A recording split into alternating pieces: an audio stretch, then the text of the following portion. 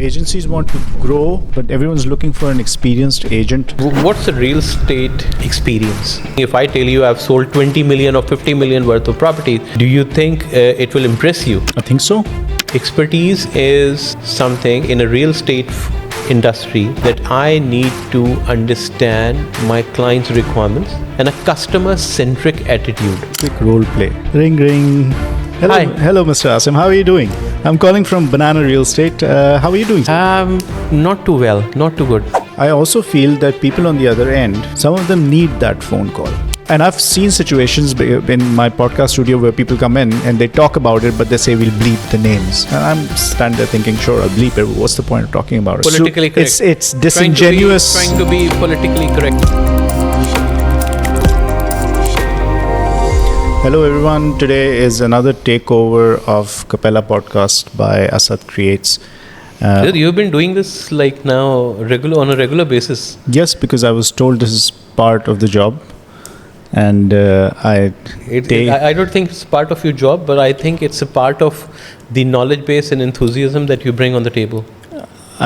Enthusiasm is what brings me, because I always have the... You're knowledgeable on the subject as well. Sure, yes, and I always want to contribute wherever I can add, because getting you to talk about different topics brings out more value to the audience.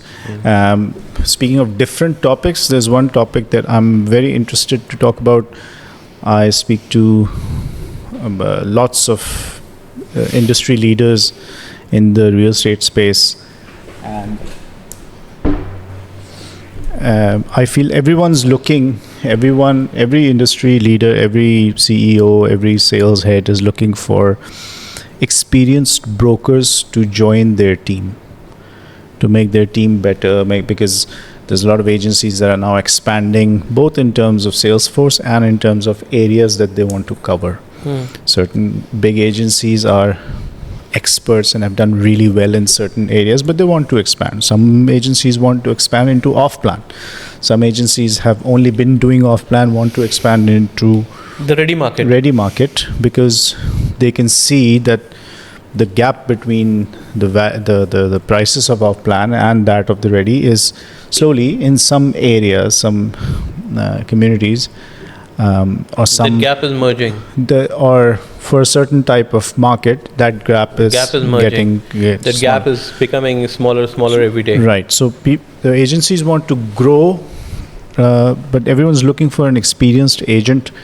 I think in the last couple of years, experience. That's actually my question, and the reason I want to set up that question for you is because in the last 2 years, especially, you've seen young people have come into the real estate sector with zero real estate experience and have smashed it, done really, really well. So what's the real estate experience? Let's first of all critically analyze it. So when you talk about real estate experience, what do you consider? Just knowing the square footage of a place, selling it, and no, purely from a consumer point of view. I want to speak to somebody who has real estate experience. You're a consumer as well. I'm a consumer. Let me ask you, what do you think defines experienced real estate consultant? I think it can be broken down. I would consider somebody experienced would be their the length of time that they've spent in the industry, their sales record, and maybe in some cases the company that they're working for. Or record, when for example I pick up a phone and I reach out to you and I want to sell something, or you have reached out to me, have you ever asked me, or have you ever experienced that people asking real estate people, how much have you sold in the last year, and what is the yardstick of measuring? If I tell you I've sold 20 million or 50 million worth of property, do you think it will impress you? I think so. Okay, have you ever I think asked so, anybody? because that leads to another conversation. If you tell me that you've sold 50 million worth of properties. If I'm an arrogant person and I tell you I've sold 50 million and I'm not ready to listen to, if you want to buy a house for yourself to live in,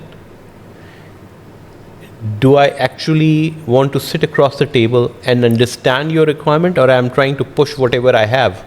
So these are two different aspects and two different approaches. But a consumer might want to know if they're speaking to an experienced agent who knows. I've done so many deals, and I've done so many, and I'm very experienced in that. Which is area. obviously, we're assuming that you're telling the truth. How are you going to? Listen, your decision. I always tell people one thing, my basic yard arm. Invest 50% of the time that you apply for selecting of the properties, invest 50% of the time in selecting the people you're going to work with.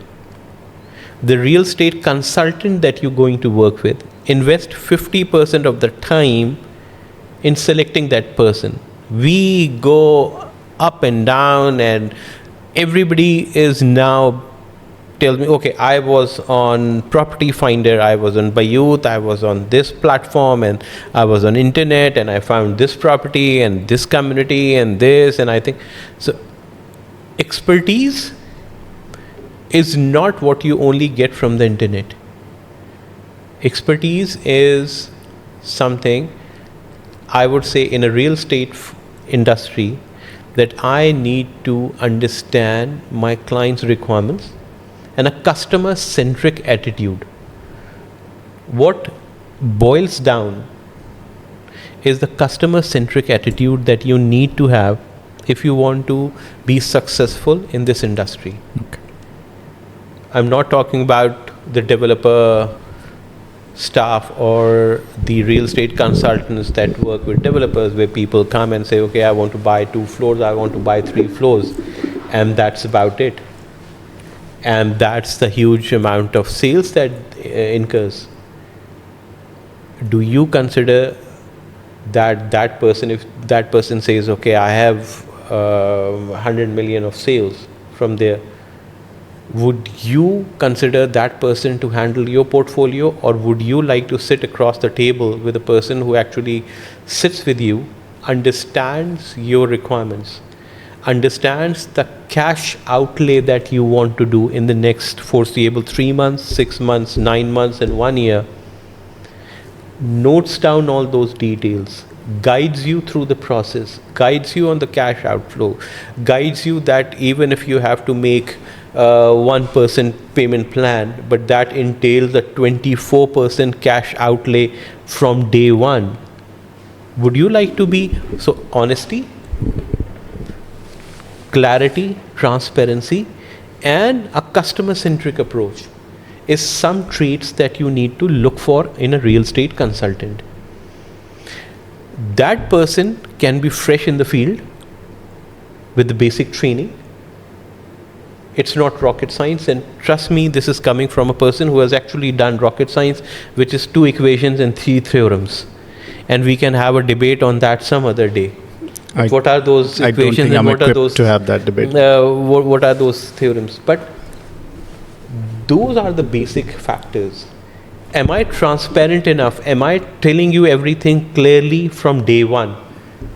If you're going for a mortgage and you think, for example, hypothetically, that 80% of that is going to be covered by the bank, and I have to do just 20% of the payment.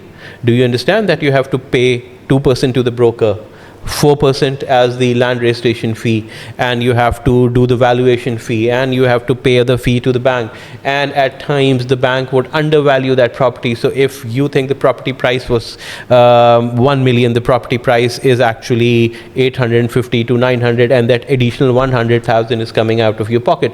Has somebody sat with you and prepared you for that?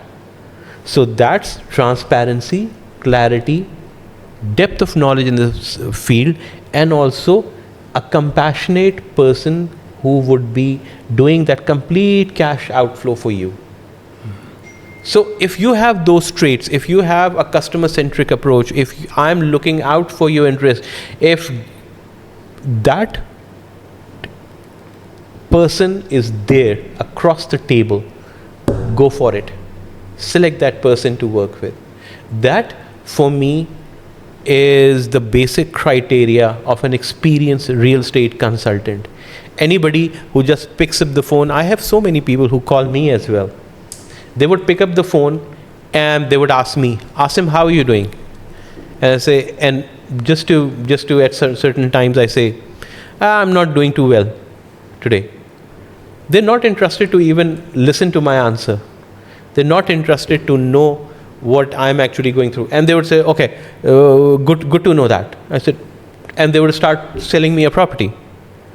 Tuck, tuck, tuck, tuck, tuck, tuck, tuck. Those are dinosaurs. Those are incompassionate people. You pick up the phone, and if I'm telling you I'm feeling down and not feeling okay, what is your next question? Are you generally interested in knowing about how are you doing? Don't ask me that question, because you are not interested to know the answers. Those are dinosaurs. Let's do a quick role play. Ring, ring. Yeah. Hello, Hi. hello, Mr. Asim. How are you doing? I'm calling from Banana Real Estate. How are you doing, sir, today? Not too well. Not too good. Oh, I'm sorry to hear that. Is this something to do with? Is it personal, or is it something to do with? I'm only asking because as a real estate broker, I look for opportunities to speak to people, see if I'm the person that can help them solve a problem. Obviously, in the real estate space, is that some I don't know, financial investments? Is this something you'd like to share? It's just a bad time right now. It's a bad. I understand. Now, I don't know what to say. I don't know what to say when somebody says it's a bad time right now. So nobody has prepared you, sir. Do you? I'm sorry to hear that you're not passing through a good time. I wish you all the best. I wish and pray that all of your problems and queries and the issues that you have in your life get resolved. Is it something I can reach back to you in about? Let me check up on you in 2 to 3 weeks. Let me check back on how you're doing in 2 weeks. Are you comfortable with that? Approach. Don't ask, are you comfortable? Now you know that somebody is not doing well. I don't have an agenda. Forget about me selling you a property. I would just like to check up on you in 2 weeks' time. Would that be good? Take care, sir. I'll talk to you in 2 weeks. When 2 weeks, sir, just wanted to call you back and see how you're doing now. I hope your problems have been mitigated. They have been resolved. Like a compassionate approach. A human being is on the other end of the line. Why are we dehumanizing the process? Why is it not a human interaction? You see, human beings thrive on interaction. S33 agenda, family, nucleus, people connecting with people. It's not only me, happiness index. All these things that we are witnessing in Dubai, because all of us are from the different areas of the globe that have come together to form as one family, with the larger family is the residents of Dubai. So why do we have to have that impersonal approach when approaching people? I remember that time when I used to shake your hand and I used to look in your eyes. Now I shake your hand, at the same time I'm checking my Instagram feed. What that says about me, would you trust me with your investment or anything?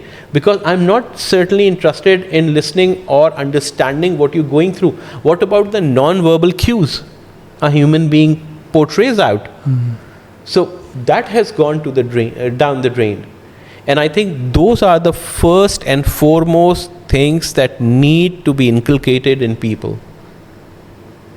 To understand what's going on with your client, understand the body language, understand if that's a right brain person or a left brain person. Is that an analytical person, or that goes with the numbers, or that's a compassionate person who would ask you what's happening in life in journal? Without understanding the nature of your client, without understanding the human dynamics, you've been given a script. I'm calling from and I need to sell this apartment to you. Dude, the only thing you will get back from a client is the increase in your vocabulary. In the curse words or anything else, or the abuses that you will get. So let's flip this a little bit. you answered the call, but you also wanted to. You could have some time. Have you done your research on me? For example, sir, I know you have a. Reach out to me, sir. I know you have a villa. I've prepared a small in so and so areas. For example, you have a 3-bedroom townhouse in Arabella 2. I understand you have that. I am a specialist in this area. I've prepared a small report which I'm sharing with you. Go through that report, and if you want to sell your villa, let me know. So offer something which has some credible and tangible value for me. You have done your homework. You are an expert in that area. Offer me that report. Offer me something. Sir, these are the things that are happening in your area. I'm sharing it with you. I reach out to my clients all the time, my investors or people I know, and most of the time I do not even talk about real estate, what's happening. I say, how are you doing? How's family? People have reached, my investors have reached out to me not asking what's happening in their community or project. They ask me, Asim, how are you doing? How's your family? How's your team? How have you been able to work during this rain season? So, it's journal compassion. That is the basic building block of any business, of any transaction. The transaction is, first of all, done on a human and emotional level. Once that transaction is successful, people invest in people. People like to work with people who are like themselves. So, first, you have to establish that connect and establish that bond. Once you have established that bond, then strengthen that bond, and the transactions and the business and the sustainability and everything will stem from it, and it will flow from it. You will have no problem in people trusting you. But you have to go ahead and initiate and develop and nourish that trust. Brilliant, very good points. I really liked your answer about experience. You have to look after other people's interest. You have to understand what's going in their life. Half of the people are not on organizational visas, and they give me a call. There's a time to call me. You're calling me at odd hours in the night. 11 p.m. in the night on a weekend, you're calling me. Why? Because my numbers somehow magically appeared on your database. And from the tone of your voice, I can understand you're either scared or you're fed up with your life. And you're not actually willing to listen to what I have to answer, but you have a script and you just have to make X number of calls and you have to just get it done and end your day. And that's not a real estate professional. That's not a real estate consultant. And that person will have always difficulty in selling you anything, because the first thing a real estate consultant has to do is to say, people ask me, people at times have come across to me very aggressive. I've introduced myself and they say, oh, so Mr. Asim, what are you trying to sell today? And they have a smirk on their face. And I say, because they have that narrative in their mind that if he's going to talk about X project, I'm going to talk about Y project, and if I'm going to talk about this thing, they're going to factor in this, and they would like to establish their knowledge base and their dominance on the subject. Be specific. So people tell me, I was on international tour, and I was in Lahore, and I was sitting in front of people, and they asked me, oh, we have been such big investors in Lahore, and this, and this, and we've done this, and we've done this, and we saw you 3 to 4 months before as well. So what are you selling today? So what they're implying is that you're always selling something. So what are you selling? So what is it? So I told them, why are you here? I said, I have just 2 points to make. Since the last time I've met you, because of the rupee, dirham and dollar parity, you've already lost this much amount. First point. That's a hardcore fact. And whenever you ask me what I'm selling, I'm only selling my time and my expertise. If you're interested in investing in that, come and talk to me.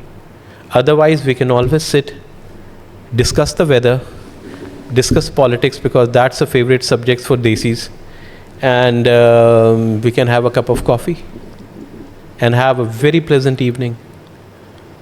One of the reasons why when real estate agents pick up the phone, when they call you,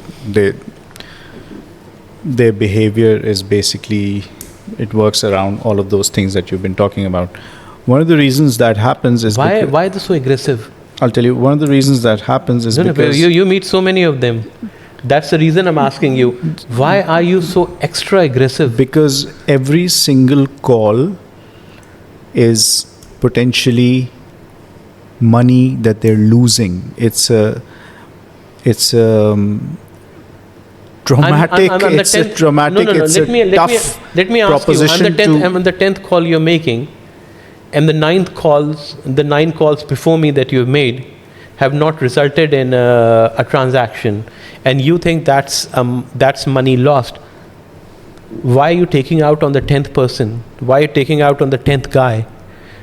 You are talking about money that was never going to come your way. So listen, I have my firm belief. If something is written in my destiny, I have to work my ass for it. But at the end of the day, if it's written for me, nobody can take it away. And if it's not written in my destiny, nobody can give me except the Almighty. So with that base of trust, why that extra aggression is needed is beyond my wildest imagination.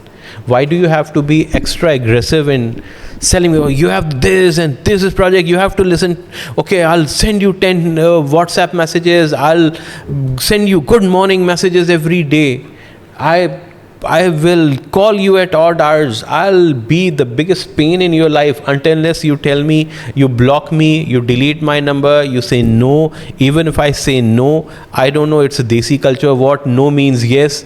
It's not a love affair that we are trying to have, it's a transaction. No means actually no. And sorry, in the other realm as well, for love affairs, no means no as well. Tell me something. I also believe that reaching out to people is, well, sure, it's one of the biggest avenues that you can use to reach, to make a sale. I also feel that people on the other end, not all of them, of course, some of them need that phone call.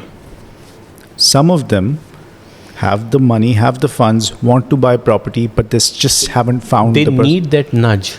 They need that nudge. They need that nudge. Hence, that phone They call. need that tipping point to tip over, right? And you're hoping to be that person Perfectly who fine. elevates their situation. Perfectly which is why fine. you're trying to reach out to them. Perfectly fine.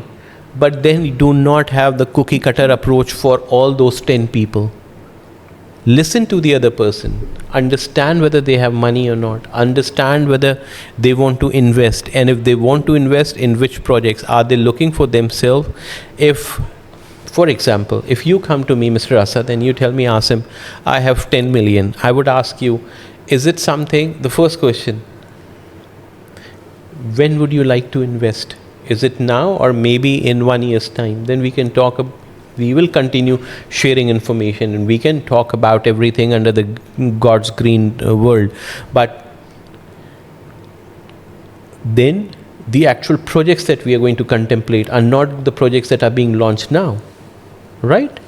So right now, if you say I would be willing to invest in something 1 year down the line, that means right now you just get the gathering market intelligence and what's happening. Now, during that course of my sharing the information, you would consider that, Asim, from whatever you're telling me, I suppose this is the right time. Yes.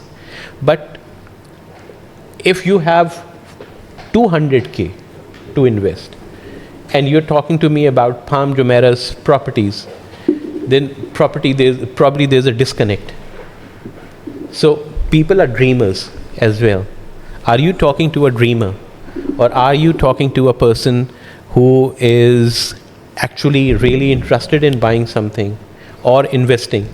Then I ask you, sir, is it for something for you to live in, or are you ready to invest, and that's purely for investment purpose? For me, these two things are poles apart. And people come back to me and say, oh, I would like to invest, and at certain point in time, if I feel like it, I would live there as well. That's not a good answer. You have to have complete different philosophies. For example, and then I tell you, if you say, okay, this is a choice that I'm making, that I would like to live there, then I would ask you, okay, if you would like to live there, then you call the shots. What do you prefer? What does your wife prefer? What does the kids prefer? If you have parents living with you, what do they prefer? And that is based, and that is dependent on the family dynamics, and then that's your call. But if you come to me and you say, Asim, this is an investment, then I would very respectfully tell you, sir, then I also have a significant amount of say, and I would like to call the shots, because at the end of the day, are you going to hold me accountable for the investment that you have made based on my expertise? Then I need to call the shots. You don't go to a New York investment banker or a New York stock exchange consultant, and then you tell them, okay, I want you to invest in this stocks. Then it's their portfolio, then it's their call, then it's their expertise. So give me that due amount of leeway, the due amount of credibility, and the due amount of freedom to recommend and suggest and guide you in that process. You cannot tell me, okay, I'm going to buy something, for example, in International City, I'm going to buy a building, and so then you are not holding me responsible for the outcome. I would like to ask you, are you interested in rental yield or capital gain? There has not been significant amount of capital gain in International City. If you tell me capital gain is my primary goal, and you are hell-bent on investing in International City rather than other project, nothing against International City, nothing against Furjan, nothing against other areas. But when you talk about capital gain, do you think there'll be more capital gain in International City or Arjan or Discovery Gardens versus Palm Jabal Ali, Dubai Creekside, Dubai Islands? So areas which are coming up, Dubai South, the new projects, the Nakheel projects that are coming there. Do you think there'll be more, which area would have more capital gain? So give me that leeway. Sit with me, talk with me about numbers. Do not talk to me if you're willing to invest, if you're talking about investments. Do not talk to me about what your uncles, puppos, khalas, mamus, chacha did back in the year, because that's not the correct benchmark or the yardstick for measuring anything. So we've done a bit of talk about consumer advice about the market, done a bit of talk about broker advice. Let's give some consumer advice. How is a property buyer, a potential property buyer, a first-time property buyer, an investor, how do you suggest they go finding a good broker? My personal opinion is that I think everybody should have a good real estate broker in their friends circle. Make friends with real estate people. They'd love to connect with you. You have to find them and find a friend in there. And obviously, in a place like Dubai with so many real estate brokers, everyone has a Everybody has. But how do people find good? How would you, as a broker, you want to be found? Am I correct? You want to be found by people who Discovered. you want to be discovered. You want to be found. How does a person, a wealthy person who has money or who's been looking to buy a first-time property, tired of paying rent all these years, and there's many such people in Dubai, how do they find you? What do you recommend to them? What are they supposed to do? Is this a conversation you're interested in? That's a very interesting question.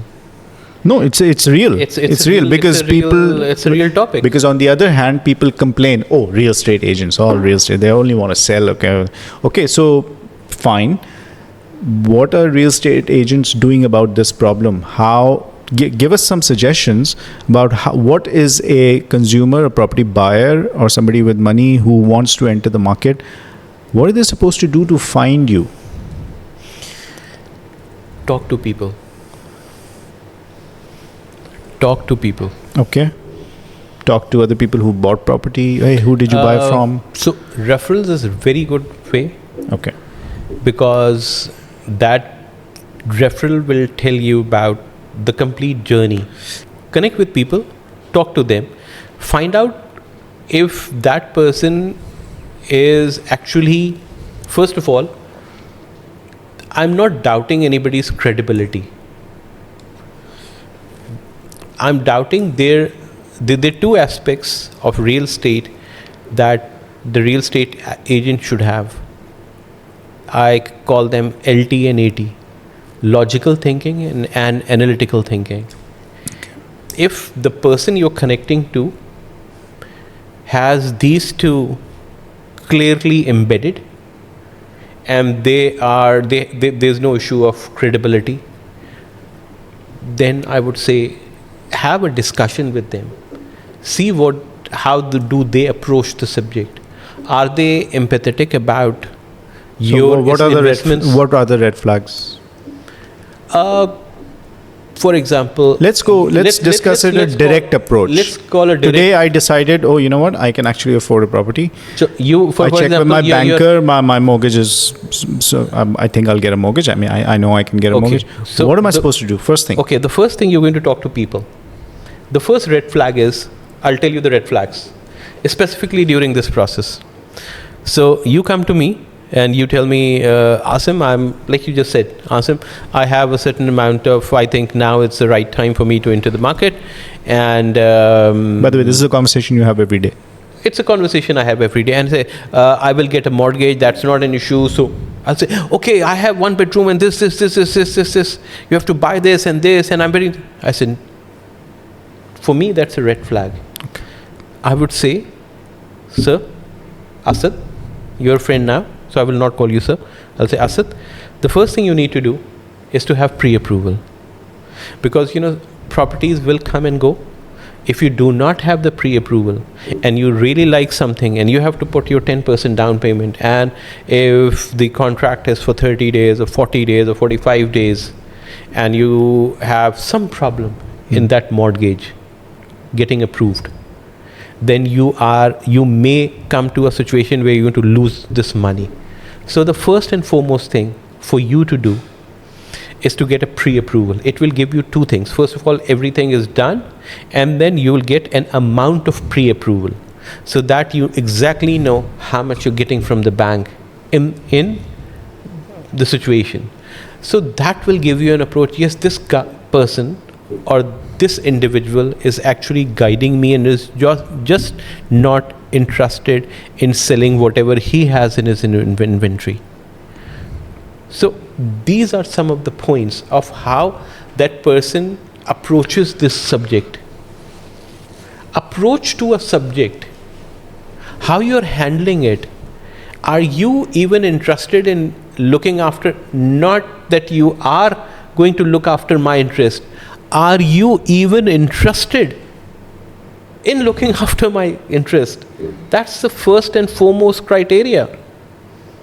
I'm coming to you with not my organizational money. It's not an office I'm buying. It's not a commercial building that I'm planning to buy or commercial property. It's a residential property. It's for me and my family. I have 5 people in my family, and I have a pre-approval of. I have friends who have pre-approval for lesser amounts. They ask me what should I do, and I say, okay, listen, you need to understand. You have a journey. That journey has to start from somewhere. So start building your portfolio. If you get an investment opportunity, keep on investing. In 2 to 3 years, this will mature like this, and then you'll have the second thing. Let's sit down and plan for 3, 5, 7, 10 years and see if this is something you're comfortable with. How much monthly can you pay out of this? Those are some of the features and the factors that I would consider in a discussion, rather than me jumping, oh, this is a 1 bedroom I need to sell, this is 1% payment plan, you take that 1% payment plan. Can you afford that 1%? Have I sat with you as a friend and have I told you there is a 50, 30, 20% rule? If I have not shared with you that, and if I do not have the insights on whatever you're making per month and what are your expenses, and if you have to take a certain amount, are those coming from your needs, from your wants, from your essential, from your desirable? Which segment of your portfolio or your income cycle is it coming out from? And I'm totally devoid of that, and I'm totally not interested in going there, and I'm just wanting to shove that latest project that was released down your throat, and you would understand that. Okay. Let's move on to, let's stay with the question, the main question. What else are these people supposed to do? They talk to people. They talk to people, find out good credible people, start asking them questions, see if they give you replies on time. How are they with the communication? Are they clear? Are they precise? Are they concise? What type of TOT do you have? TAT? Turnaround time. I ask you one question today and you come back to me after a week. I wouldn't consider that person either to be my friend or to be a credible real estate person, because the TAT has to be maximum. With these days, maximum I would give you 12 hours. I mean, seriously, if I send a text to you and I do not get a reply within 12 hours, I'm not just that important for you. Correct me if I'm wrong. Absolutely. So basically what you're saying is property buyers have to do that hard work.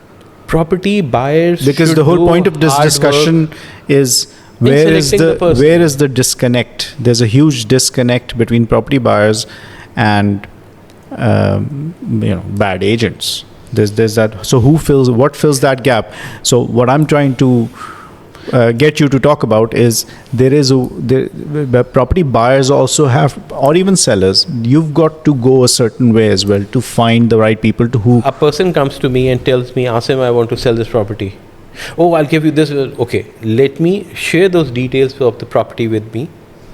The first thing I tell you, you don't need to do anything. Send me a copy of the title deed. Let me generate a report for you. What is that area doing? What are the last 12 transactions? You can do that with the title deed? Yes. Okay. I can do that with because, the title deed. Because what I have the covered area. I have when was that property purchased, because it will have a purchase date. So since the last time it was purchased, what was the property price at that time? What is the market value at this time?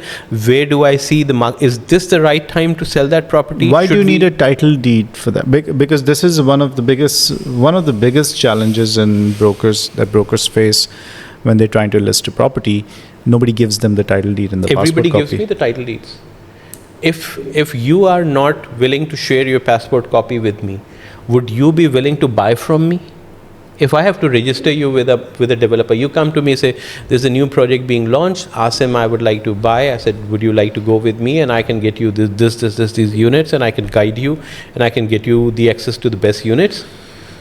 can you please share your title deed so I can register you with me? And that's again my first No, point. no, that's two different things. No. I'm just coming to that.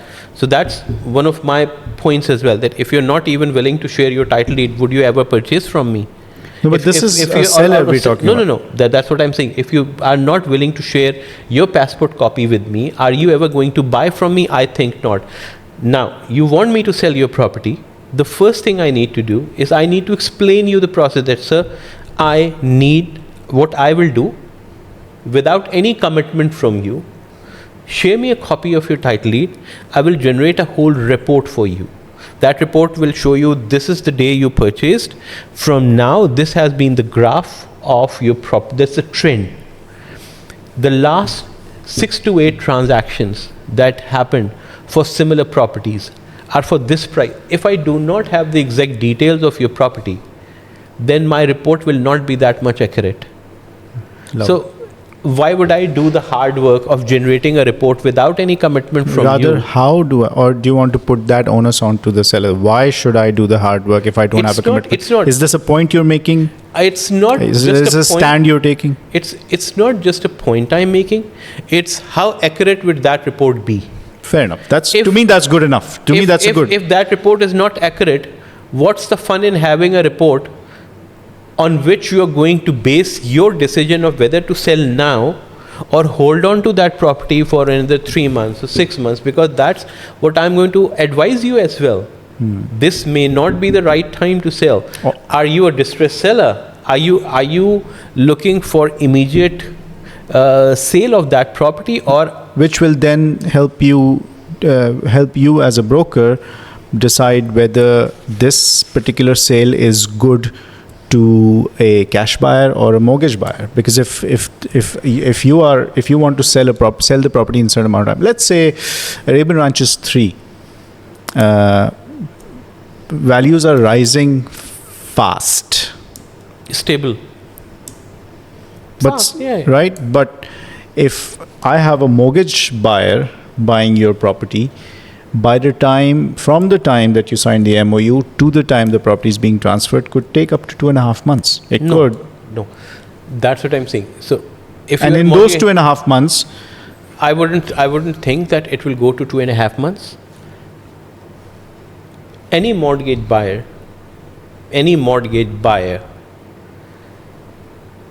I only consider that person a buyer if the mortgage is pre-approved. I will help them get that pre-approval. But that mortgage has to be pre-approved. If it's not pre-approved, then you're just dreaming. You have not put, because I don't know what the bank will come up with. There are two things that I need. What amount of percentage the bank will tell you, this is the first property or the second property, we are going to give you 60%, 80%, whatever. For example, if it's the first time buyer, 80% of what amount? So the bank will approve, okay, 2 million, 3 million.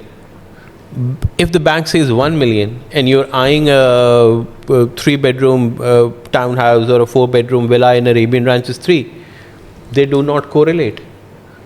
So even if you get a pre-approval of 1 million, there's nothing available in Arabian Ranches 3 for 1 million.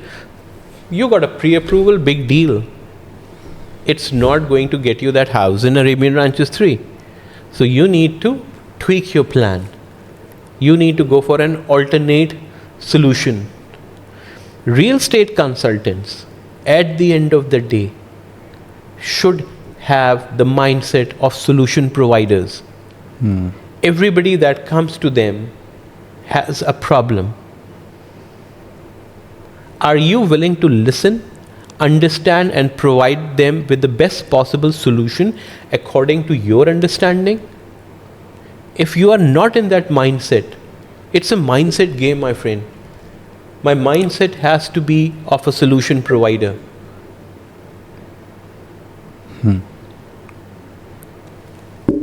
If the pre-approval is done, I will get you the property, we'll get the valuation done. Valuation report will come in maximum 3 to 4 days.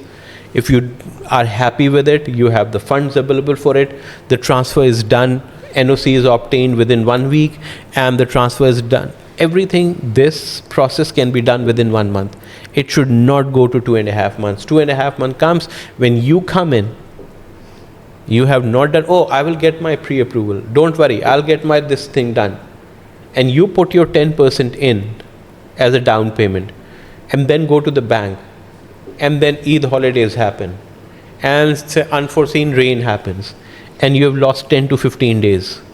Have you factored that in that contract that you have made? Have you put in the point of force majeure? Or in case of some about to be handed over properties, the handover doesn't happen. Yes. Yeah, that's happening with Imar at Arabian Ranches 3. So today I saw a post by a very, very senior real estate agent who was talking about the emergence of branded luxury properties, branded, with big car companies and fashion. What are they? The Bugatti, the Mercedes Benz, the Pagani, and the watch companies, things like that. And he was critical, and I understand that. I think most real estate brokers are critical of this little collaboration happening. But this is the first time I saw, and I've seen situations in my podcast studio where people come in and they talk about it, but they say, we'll bleep the names, or we'll bleep this, or we'll bleep that. And I'm standing there thinking, sure, I'll bleep it. But what's the point of talking about it if you want to bleep it? Like, what are you trying to... It's not politically correct. It's disingenuous. Trying to be politically correct, and it's disingenuous because anybody watching that piece of content knows what you're talking about. So what? So that proves my point of like being 100% transparency. It does. You have to be 100% transparent. So agents, brokers say that, but on camera, in pieces of content, they don't say that. Today, I saw a very senior broker talking about this. He didn't name anyone, but it's obvious who. He said car companies and he said watch companies that are part of these collabs, and he said that it's not the point of that video, or the point that he was making was that these are not proven. He even maybe suggest or implied that these projects actually might not go on to do as well as you think they are. People should always go with trusted developers who have a proven track record. That's the point he made. And to me, that post I really liked that post because that's what people talk about in real life, in the physical world. What's your opinion, and what do you think agents can say on camera without being too scared of the consequences on this subject? What are the consequences we are talking about? As real estate consultants, I don't know, where brokers being barred from Bengati's office. Hey, you don't come here. I saw you on camera saying that my collaboration with whoever Bengati's collaboration is with, I saw you on camera saying that this is not good. Why don't come into my office and try to sell my property? I've got plenty of agents trying to sell my property. That's one backlash. Sure. I know brokers who say, bro, don't put this. I know I said this in the podcast, but don't put this because I don't want that developer. I sell their stuff, so I don't want that developer coming to me. Why I don't understand I don't understand this point. You have to be empathetic, considerate, honest, trustworthy, individual, have a customer-centric approach towards your client. You are not convinced on one project. Why are you selling that project to your client? And if you have this gut feeling based on facts, figures, historical trends, numbers, and you say, this project, I don't put my money. Why are you convincing your client, and why are you afraid 100%. that I don't work with Azizi? Whatever the factors may be, as a matter of fact, I don't work with them. If I don't work with them, that's my call. Then I'm not afraid whether somebody from Azizi, when I go to their office, convince me otherwise. To work with, either they would convince me or I would. And if I'm not working with them, why would I be afraid of taking their names? Because I'm not working with them anyways. You understand my point? This is an oxymoron. Because I'm not working with them, why would I go to their office? I always say moron twice. It's an oxymoron, moron. So why would I go to their office? Oh, I'll go to, for example, Ben Ghati's office, and they will say, like you quoted this, if I'm not selling for them, do I care why would I go to their office? So are you, so if somebody says that I'm not selling Ben Ghati or whatever it is, are they making a point? Are they, again, taking a stand about something? You see, because it says something. That person's content that I saw this morning says something. What this says to me is that this person does not actually, and he's putting it out there openly, that he doesn't offer those projects that he thinks are not good to his investors, and he's saying that. What I also, and I wrote this in the comments on this post, I said, I understand at this point, I admire it. I also understand why brokers say it in real life but don't put it out. But one thing brokers can say on social media in a podcast like this, when this kind of topic comes up, one thing brokers can say is that the problem isn't the collaboration between a non-real estate brand and the developer. They might go on to do well. Who knows? It could. The problem is the way it's sold, the way it's marketed as if it's a proven top-notch product. I'll tell you why. To me, that's where the problem is. First of all, and this is something you can criticize as a broker openly. That's you don't want to criticize the collaboration, but you can criticize the way it's marketed. No, but you have to understand. You see, you need to dissect it into three pieces. First of all, first factor: why do we need to have a third brand? Like, for example, a car brand. The reason is because that brand would bring with itself a certain USP in real estate. They are not 101 tires of Lamborghini or Bugatti or Mercedes-Benz. So that is a USP of that building. The prestige. In Dubai, prestige comes the second part. Okay. The first part is, because this has to make sense. Why are you associating with that brand? Because there are 101 buildings being made in, for example, downtown or Business Bay. Every building cannot be address, which has a USP. Every building cannot be Burj Khalifa, which has a USP. So, in order to better establish its market presence and having a USP, unique selling proposition, so that is where you need to have a brand associated, first of all. Second point, that brand that you're bringing is not Fiat, is not a car, is not Suzuki.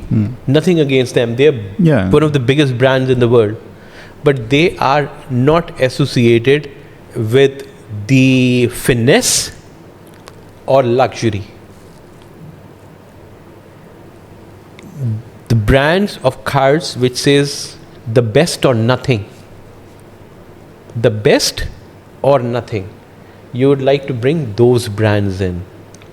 So that means if you are an end user and you want to invest, you already have a preformed, conceived notion in your mind of what that car brand represents.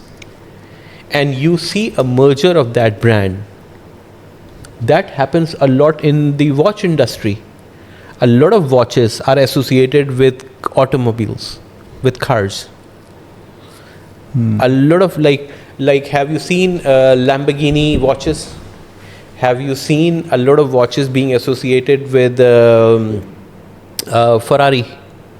Have you seen a lot of watches associated with? I had a watch which I still have that, which was 1957 Corvette, or a watch which represents a certain era of Mustang or other car brands, Porsche. There are a lot of association between Tag Heuer and other car brands. Why? Because that collaboration represents, first of all, a USP, and second of all, that establishes the finesse and the quality that you can expect. So your expectations are set in a certain paraphrase, because that will come with a price point. How you're going to justify that price point?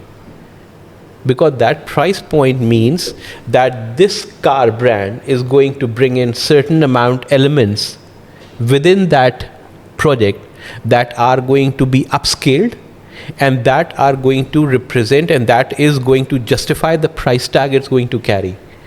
Now, the problem comes when these things become unrealistic, and that merger or that collab, you don't see coherence. You don't see that hand in glove sort of arrangement. You don't see that. So, for example, Suzuki, if they start importing parts from Pagani Zonda, I mean, they're two dissimilar brands. A Casio, if it starts making a watch for Bugatti, the people who drive around in Bugattis are normally not associated with Casios. Nothing against Casio, nothing against Bugatti, but these are like, it's marketing and sales by association. So when you do marketing and sales with association, it's that association is established because you want to convince the client that they are going to expect and appreciate a certain element that is being brought in. The red flag comes when you see a disconnect here. So if there is a disconnect there, then you have to do a deep dive in trying to understand that if this brand, whatever is coming to the table, if for example a big car brand is coming to the table, what actually is their input in the project? What elements of that project are they helping to establish? Are they helping to define? What is their contribution except for just the brand name? You understand my point? 100%. When is there, for example, Lamborghini has two segments. Lamborghini has a lifestyle segment and Lamborghini has a car segment. They're two different variations of the companies. So the car segment is different, and the lifestyle segment has furniture, has watches, has eyewear, has a lot of things that you wear or you use in your daily life.